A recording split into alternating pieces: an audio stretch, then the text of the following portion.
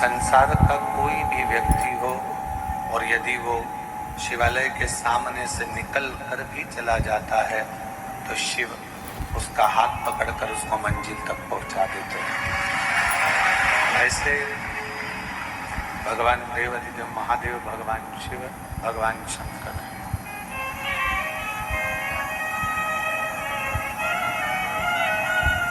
जैसे अंधेरा हो गया बहुत ज्यादा और एकदम अंधेरा होने पर आप टॉर्च को ढूंढते हैं। बहुत अंधेरा होने पर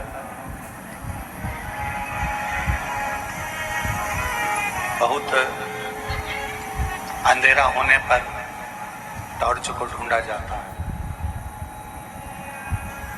मोमबत्ती को ढूंढा जाता है। आवाज खोलो बाहर की। टॉर्च को ढूंढा जाता है, मोमबत्ती को ढूंढा जाता है। उसी तरह जब कोई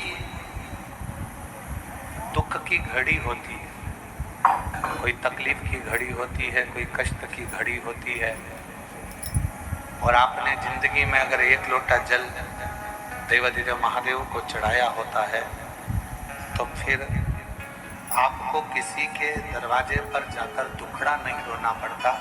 शंकर जैसे आप टार्च ढूंढते हो वैसे शिव आपको कृपा करने के लिए आपको ढूंढते हैं।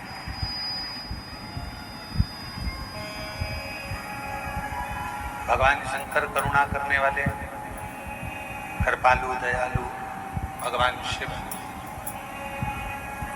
फिर आपको ढूंढते हैं। और मैंने तेरे ही भरोसे बाबा, तेरे ही भरोसे हवा उड़ती जावांगी बाबा,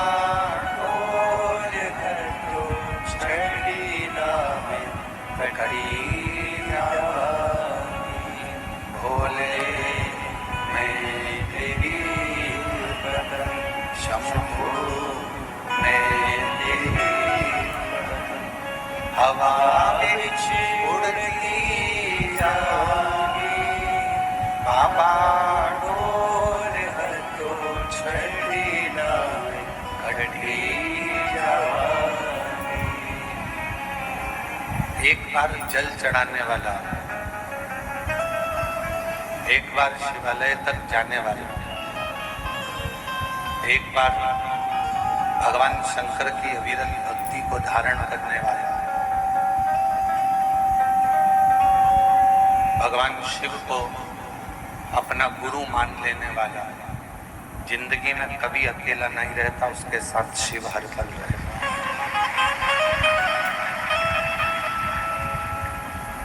भगवान शंकर उसके साथ हर पल, हर घड़ी, हर क्षण रहते हैं। काशी के एक राजा हुए हैं दिवोदास।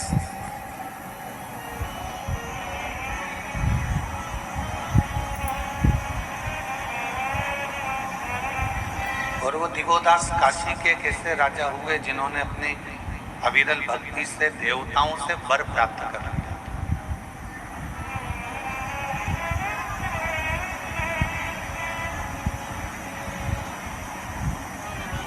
जब जब दिवोदास ब्रह्मा जी को याद करते तो ब्रह्मा जी उनके सामने आ जाते।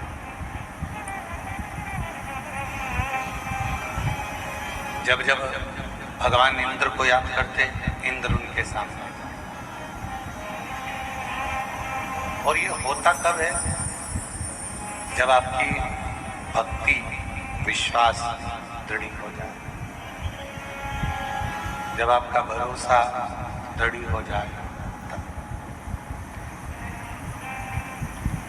अगर भरोसा दृढ़ नहीं हो पाता है तो फिर भगवान का दर्शन या हमारे जो कार्य होने वाले होते हैं उसमें कहीं ना कहीं त्रुटि, कहीं ना कहीं उलझने आती रहती है, कहीं ना कहीं तकलीफें आती रहती है। उलझने आती रहती।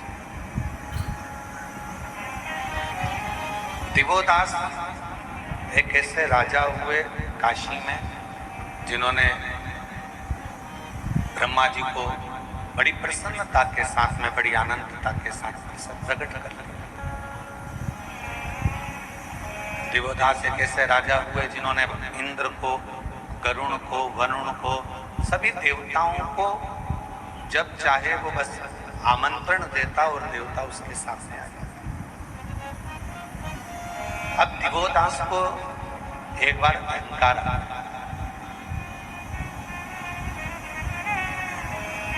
दिवोदास को ये अहंकार आया कि मैं ब्रह्मा जी को बुलाता हूँ तो ब्रह्मा जी आ जाते हैं, मैं भगवान विष्णु को बुलाता हूँ तो भगवान विष्णु आ जाते हैं, मैं इंद्र को बुलाता हूँ तो इंद्र आ जाते हैं, मैं वरुण को बुलाता हूँ तो वरुण आ जाते हैं। मेरे बुलाने पर ये सब देवता मेरे सामने हो।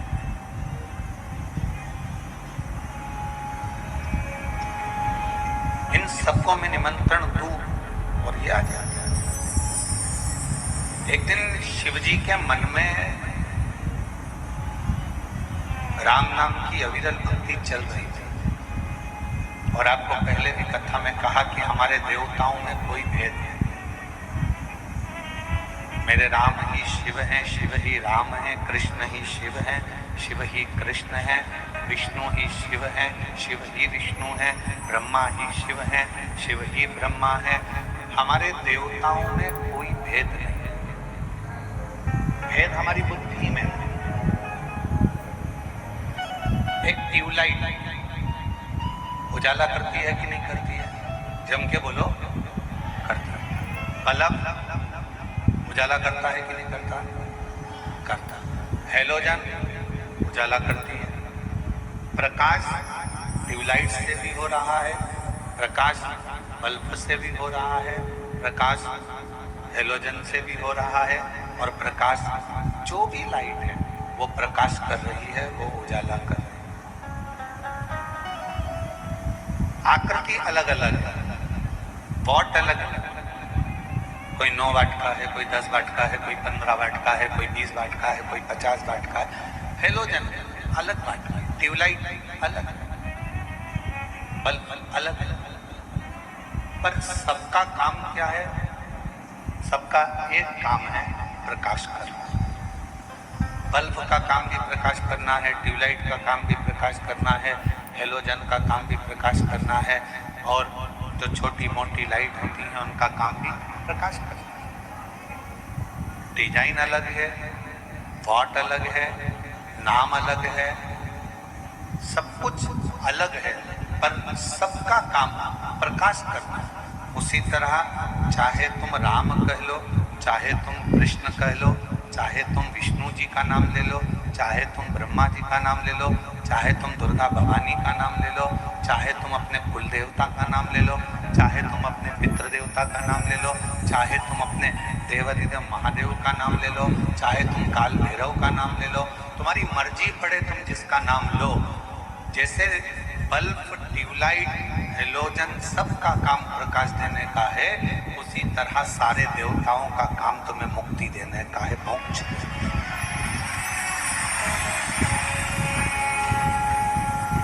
वो तुम्हें फल प्रदान करने का कार्य है। अब तुम, ये हमारी सोच है कि हम भेद उत्पन्न कर रहे हैं।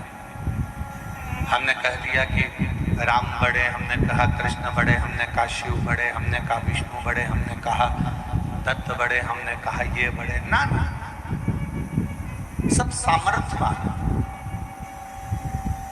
सब सामर्थ्य। भारत की भूमि के जितने भी गुरुजन हैं, भारत की भूमि के जितने भी संत जन हैं, साधु हैं, सन्यासी हैं, तपस्वी हैं, साधक हैं, उपासक हैं, ब्राह्मण हैं, छोटा हो चाहे बड़ा हो, वो सब एक गुरु के पद पर है। इसलिए गुरु पूर्णिमा की यह कथा उन सब के चरणों को नमन करती है। वो सब गुरु के पद पर।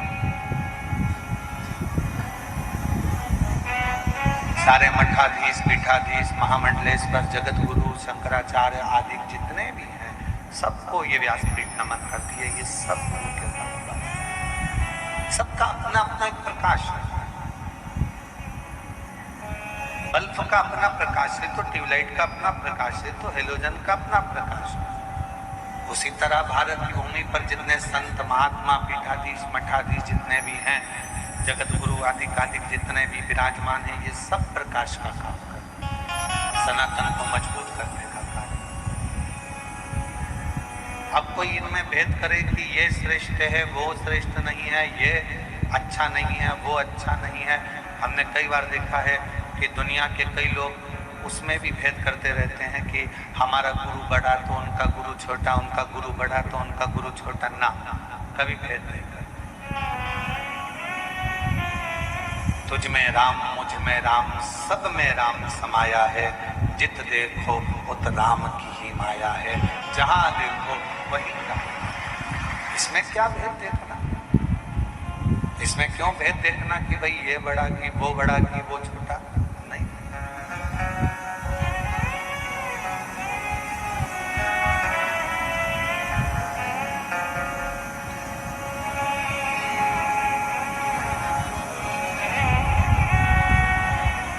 किसी ने पूछा, गुरुजी दिवोदास की कथा आपने कही और दिवोदास भगवान को बुलाता था और भगवान आ जाते थे। जब भगवान को बुलाता और भगवान आ जाते तो दिवोदास के मन में यह अहंकार कहां से प्रकट हुआ, यह अभिमान कहां से?